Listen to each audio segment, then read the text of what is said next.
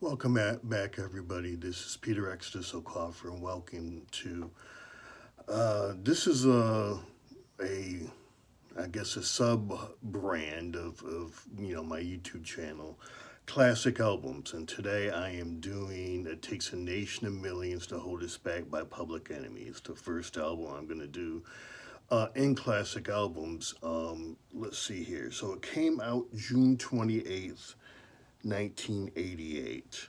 Um, Interestingly enough, another very impactful album, Straight Outta Compton by NWA, came out on August 8th, 1988. So we're talking within a span of 6 weeks in 1988. Two very, albums that changed the landscape, not just of music, not just of hip hop, but of culture. Um, in my episode on hip hop, I talked about the impact of Straight Outta Compton, along with the 1994's movie Pulp Fiction. But certainly, It Takes a Nation of Millions was a game changer. Get into this a little down the road. I mean, so P really has Enemy has two really or three really just landmark albums.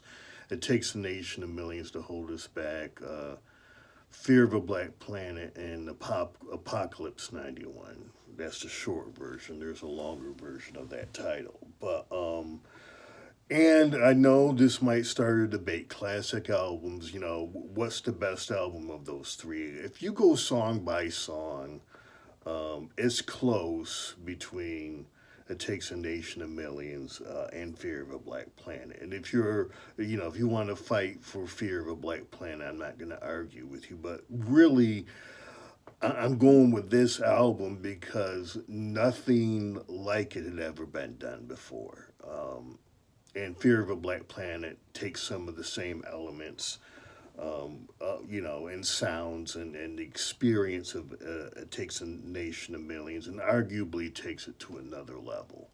And the importance, I think, of It Takes a Nation of Millions is it really was a catalyst, I think, for me personally and for other Black Gen Xers to get, politically involved and see the world differently. I mean, I know personally for me, the first time I heard the album was just like, so I went and started, read the autobiography of Malcolm X, A Message to the Grassroots, The Ballad or Bullet, those speeches. Started looking at Dr. King, the Black Panthers, read Frantz Fanon. I mean, this was a catalyst for that. And, for a handful of folks who I was around at the time, was interesting, in the 90s. You had, the Afrocentrists and the cultural nationalists, these folks, nothing against them. Then you had a small band of rebels and activists, from Gen X at the time. And, PE, influenced both of them. I mean, soon after this is when, everybody, all the black folks, we had to buy in Any Means Necessary t-shirts. We all had, the black cap with the X on it. I mean, really, and usually it's events that spur these kind of things. But Rodney King did not happen until I believe 1992.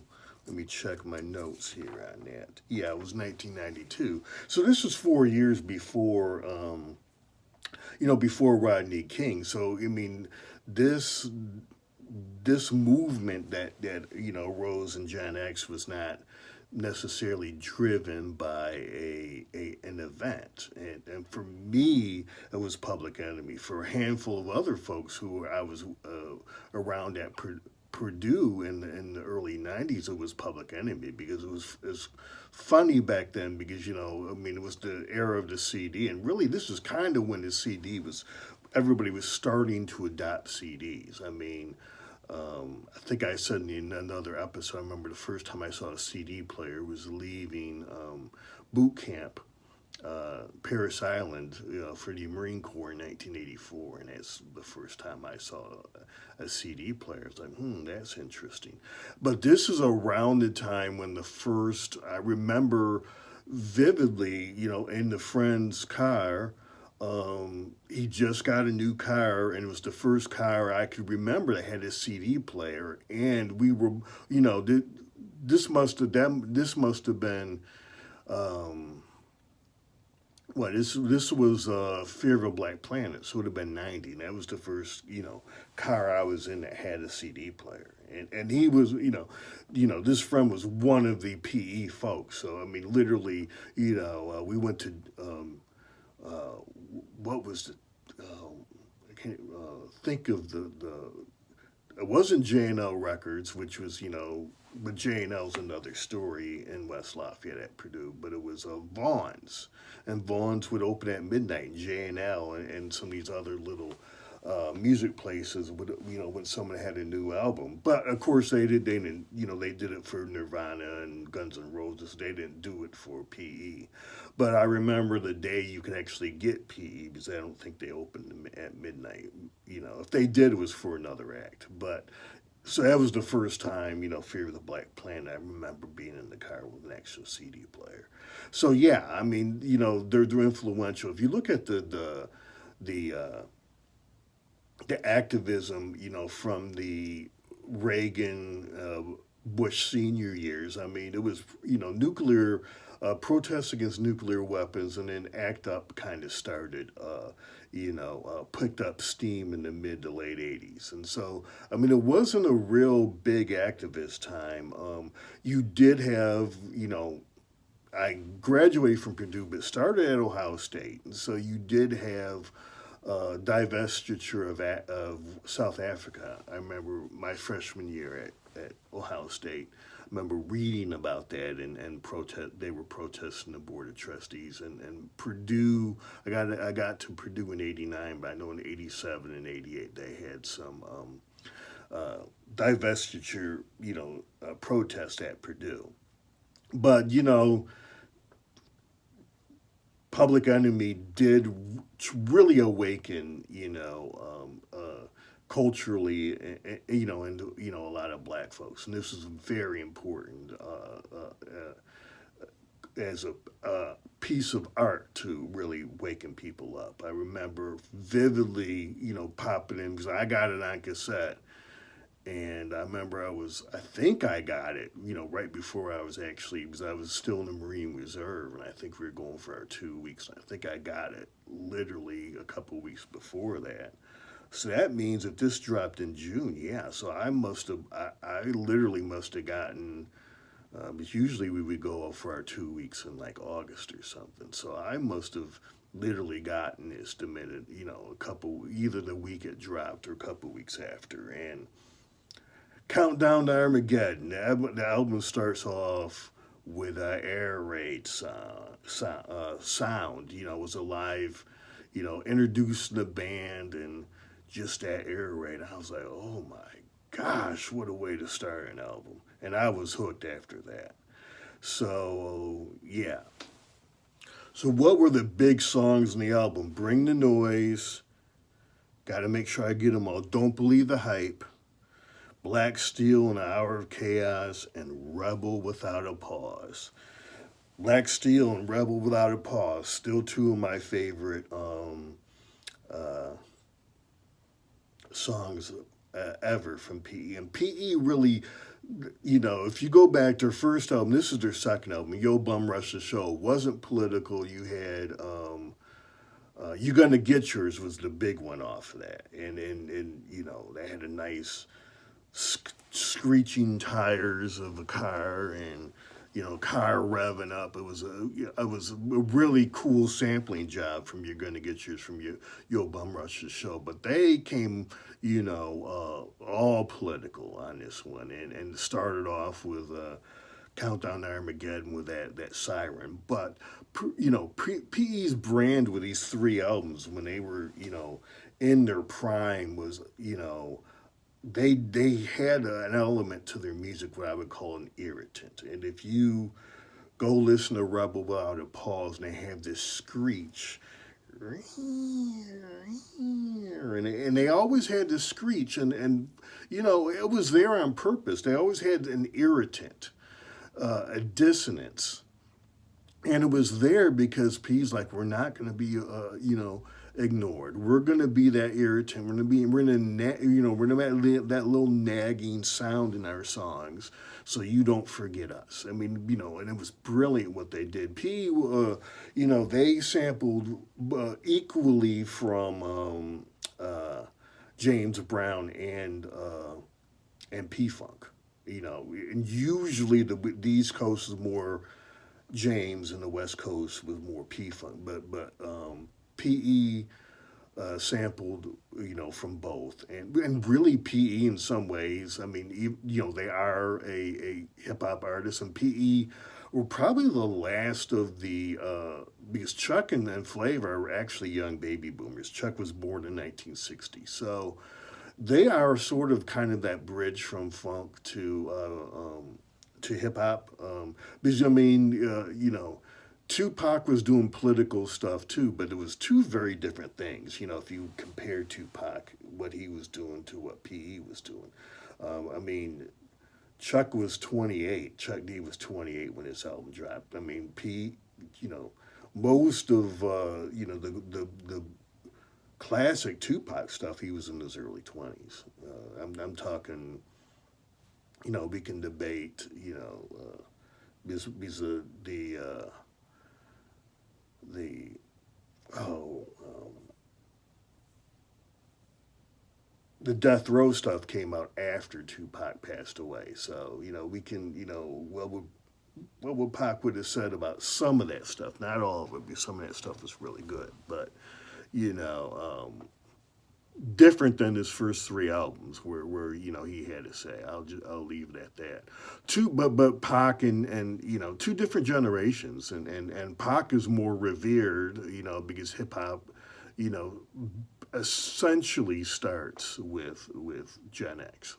And even though Chuck and I think KRS One, and interestingly, I mean, all the early pioneers of hip hop. I mean, Curtis Blow is a baby boomer. I mean, they're all baby boomers, but it was really Gen X that picked the ball up and ran. So Chuck, the politics. I mean, one of the difference I think is just Chuck's a baby boomer, and he's also bringing that kind of the philosophy of the funk and kind of marrying that with Afrocentrism and stuff, and so it's a different thing than what Tupac is doing.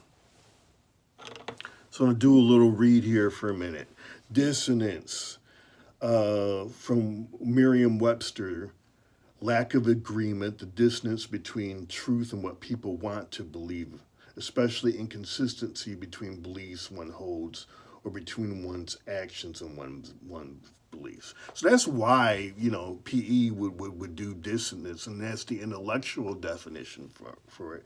Here is the musical definition: a mingling of sounds that strike the ear harshly, a mingling of discordant sounds, especially music, a clashing or unresolved musical interval or chord.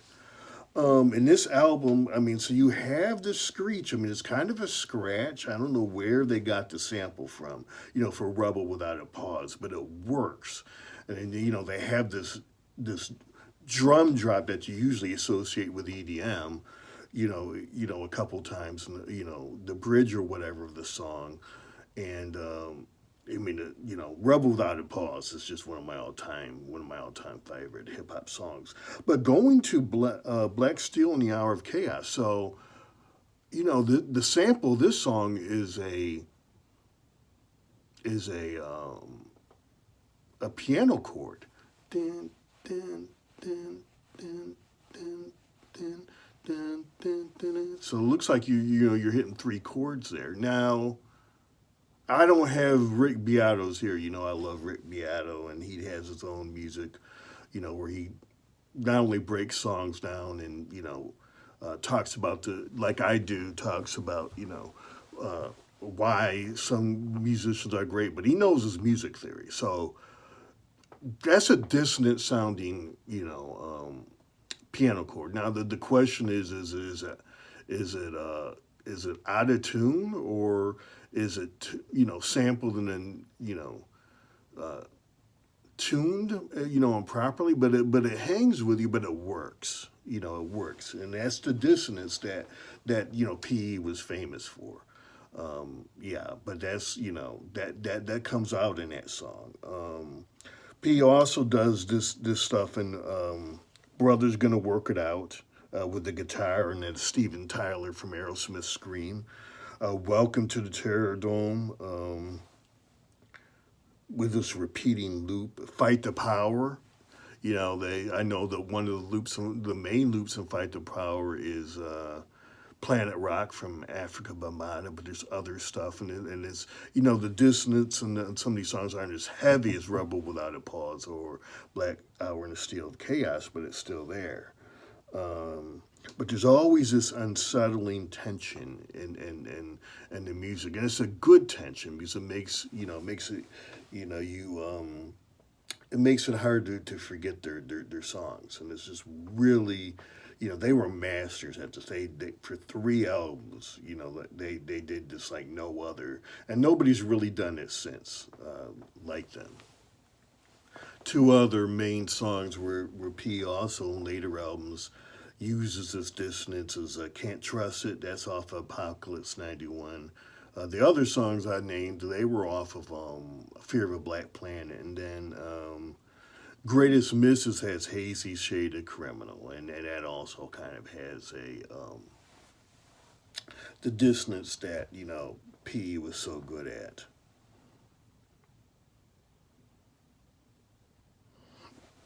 So as I said before, I mean, I'm rolling with It Takes the Nation of Millions because the album was just,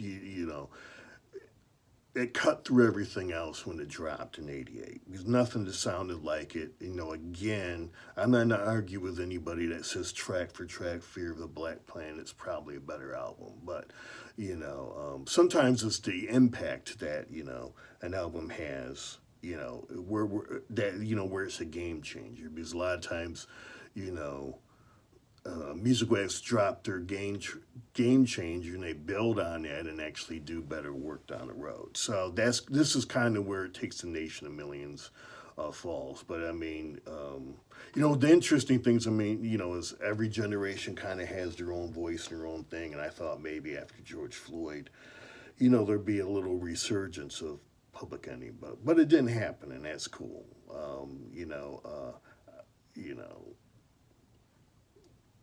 For the most part, Gen Z and millennials kind of keep politics out of their music, and I get that because in '88, let's put this in proper perspective. And in '88, when It Takes a Nation of Millions to drop, CNN existed, MSNBC did not exist. Fox News didn't exist, and the internet didn't exist. So, you didn't have 24-hour news, and you weren't being bombarded by news. So, I know some, Gen X and some, other folks, our music was a lot more potent, it was more political. Well, sometimes you need to get away from the politics. So, I'm not going to, hate on these these young lions and lionesses because they're not as political in their music. There's a reason for that. We're bombarded with politics now. So going back to myself, I think I've spoken already that graduate school at Purdue, I taught race and class in urban America and the black male in America. So I did, and I probably, I don't get very politicized if not for this album. It just had that, I talk about the effect that Let's Go Crazy had when I first got home from boot camp and heard that, and I was like, yeah, I'm a Prince dude. That's the dude right there. PE, this album had that same impact, and so I probably, something else triggers that, but you kind of, you have appreciation for art that triggers you, and wakes you up and turn, sends your life in a different direction. So, and that's what this album did for me. So PE and branding. Well, I mean, they were inducted into the Rock and Roll Hall of Fame in 2013. I really think the politics, the messages that they put in their music, it was very militant. Even for today's standards, it'd be considered very militant music. Um, but hip hop would not, if you remove Public Enemy, hip hop is very different. I mean, that's my definition of greatness. Of what would happen to an entire genre, or culture in general, if they didn't exist. And no PE, hip hop is different, and they were so unique. I don't know if you know there's certain aspects that they bring to the game at that time that nobody else brings, that nobody's brought since. So they're important to the history of hip hop and the popular music. So, got to end here on a more serious note. One of the issues, Ye's in trouble right now for his anti-Semitic comments. And I just out of fairness, I mean, got to raise some issues now. I think complicated, but these are so with Public Enemy PE. So per, Professor Griff was the Minister of Information for Public Enemy at the time. They had the SW1s, and they were security. They never got in a fight with anybody in clubs, and but they would do their military kind of, you know, stuff on stage during the concerts. And I actually, now thinking about it, I actually saw PE in concert. Now I think about it, it was Heavy D, Digital Underground, and PE. Interesting show. Um, Professor Griff was the Minister of Information, and essentially what that means is he was, the spokesperson. And unfortunately, in '89, which would have been between It Takes a Nation of Millions and Fear of a Black Planet, he, and on the read, Jews are responsible for the majority of wickedness in the world. And unfortunately, I mean, yeah, that's similar to what Ye said. That's definitely anti Semitism. So Chuck D, kicked him out of the band. The band, disbanded the band for a bit, brought him back, kicked him back out. Now, Progressive Professor Griff, to his credit, has, repeatedly said he was wrong for that, and he doesn't agree with that anymore. So, I mean, take it for what it is. The Anti Defamation League and other Jewish organizations were rightly upset by that, and ultimately, Public Enemy parted ways with Professor Griff. Now, welcome to the Terror Dome. This is a song off of one of the big hits off of Fear of a Black Planet. So, some find this, anti Semitic. Crucifixion ain't no fiction. So called chosen frozen. Apologies made to whoever pleases. Still, they got me like Jesus. So, the chosen people, and those lyrics, referencing so-called chosen. So people, some folks, viewed this as anti-Semitic. I mean, Chuck. I mean, look, what do? You call people out when folks take shots at you. You take shots back. That's part of hip hop culture, and this is part of Public Enemy beefing. So I. Look, if I was writing those lyrics, I would do them differently if I was in a beef like that. But I don't, personally, again, I would do them differently. And I guess, if you find it anti Semitic, then I'm not going to argue with it there. Everybody has their own take. And then there's their 1999 album had there's a Poison going on, had a song called Swindler's Lust, which some people because it was a take on Schindler's List, the movie. Some people thought that was anti-Semitic. Well, Public Enemy has a long history of taking, and I'm going to give you a few examples um, taking movie titles and doing wordplay. So, Rebel Without a Cause, James Dean movie. Rebel Without a Pause, that's on Nation of Millions, one of my all-time favorites. So, they had an album called Muse Sick. Now, here's how it reads: Muse, M-U-S-E, Sick, as in S-I-C-K, N-H-O-U-R, Mess, M-E-S-S, another word, Age, A-G-E. So, you look at it, it looks like music in our message, but it's pronounced Muse Sick in our mess age. So, wordplay. That's P doing wordplay. And another album, they took the phrase New World Order. Now, if you're old enough, you remember, when um, the fall of the Berlin Wall and the fall of Eastern, supposedly of the Russian Empire back in the, 80s and 90s, Daddy, President Bush Sr. coined the term New World Order. Well, PE, sometime in the 2000s, they had a title of an album called New World Order. So new, then world, W-H-I-R-L, odor, O-D-O-R. So again, wordplay on a phrase, a popular phrase. And then they also have an album called Rebirth of a Nation.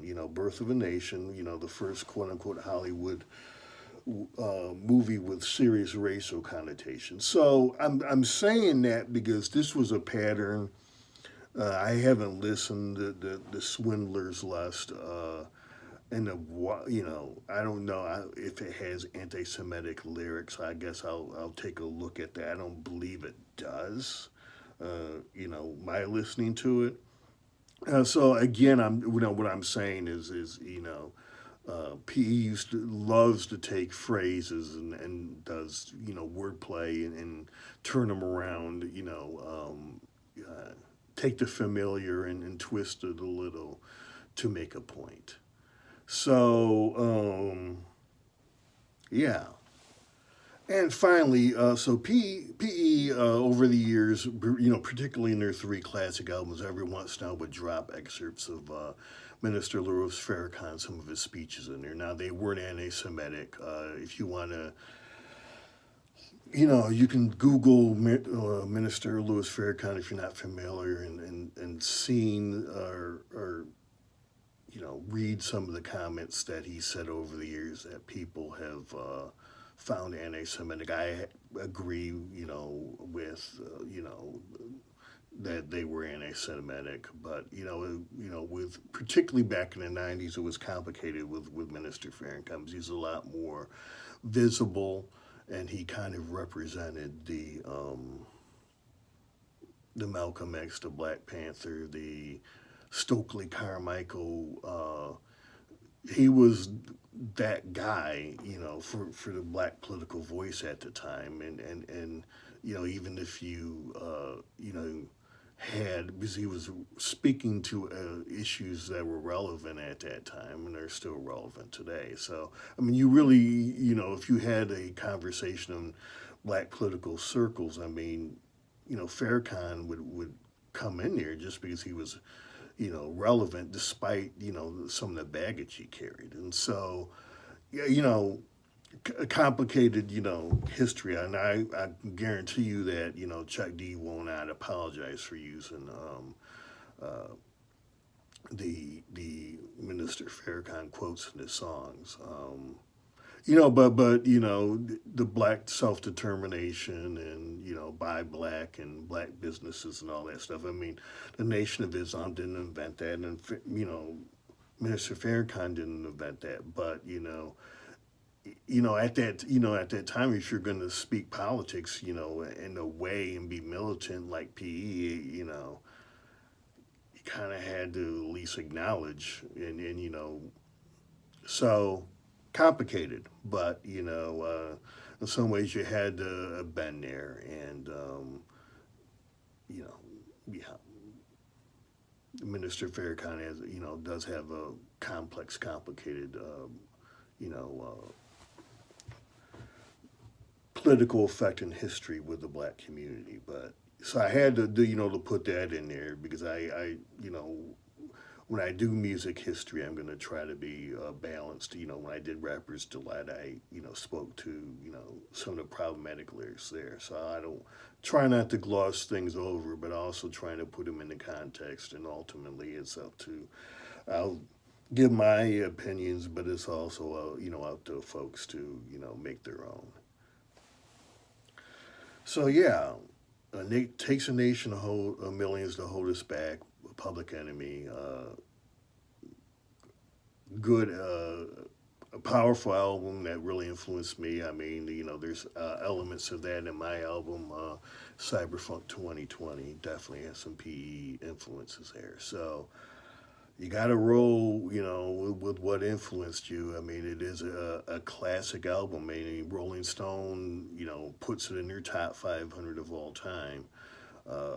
It's a powerful, and the PE was very good. So branding, I mean, that dissonance in their work, that strong militant politics. I mean, those are the two things that come to mind, you know, when it comes to their brand. I mean, they had the beats that James had, and they also brought the bass, and they had a really, they were very good songwriters, very underrated. Chuck, I think, was a very charismatic rapper. I mean, I was a couple months ago, people shot me down when they talked about, Race, who was, some of the best classic rappers. And I mean, hey, you got everybody puts their being Rakim and Tupac, and I was like Chuck D. They shot me down, like, get out of here. But again, you know, Chuck D, I'm a older Gen X, and Chuck D kind of appealed. These young cats back then. They were Tupac. They weren't Chuck D, and so it was a little bit of a generational thing. But I'm rolling with Chuck. Chuck's the dude. I think he has great rap skills, and yeah. So that's the brand of Public Enemy, and we'll be doing some more of these. I know somewhere on the list is Sergeant Pepper by the Beatles, because I know when the Rolling Stone first did their greatest albums of all time, it was number one, and then I think 20 years later they did another list, and they adjusted because of the diminishing power of rock and roll, which is, I get it, and I think, well, on the new list, Marvin Gaye's "What's Going On" is number one. Don't have a problem with that at all. I think it was in the top five in the original list. I mean, "What's Going On" is a masterpiece. But then they dropped, you know, Sergeant Pepper down into the 20s. I mean, how do you go from number one to 20? And, Sergeant Pepper, song for song, is it the best Beatles album? I mean, you can debate that. I mean, most people would probably say Abbey Road, and I'm not going to, I won't dispute that, but it's the effect, when Sergeant Pepper first dropped, and the how it affected the contemporaries of the Beatles. I mean, how it affected the Who and the Stones. And I'm gonna do a whole branding on the Who, Beatles, and Stones. Hendrix, all of these folks, and how even folks who hadn't signed yet, like even George Clinton and P Funk, and how the first time they heard Sergeant Pepper, and so sometimes that's more important than going song by song, and that's another historical, where the Beatles dropped an album, and it's a game changer, but they, song for song, they might do better albums down the road. So yeah, so at some point I will do Sergeant Pepper. So anyway, it's been a fun one. Subscribe to the channel, hit that like button. Hey, I got my own music out there too. Figured out, reshuffled on the channel, so now I have I've done some what do you call those, playlists with things by theme along with my 4 albums. So check those out. And I also have, two fantasy science fiction novels and a novella on Amazon. So thanks for stopping by. Come on through again and see you next episode.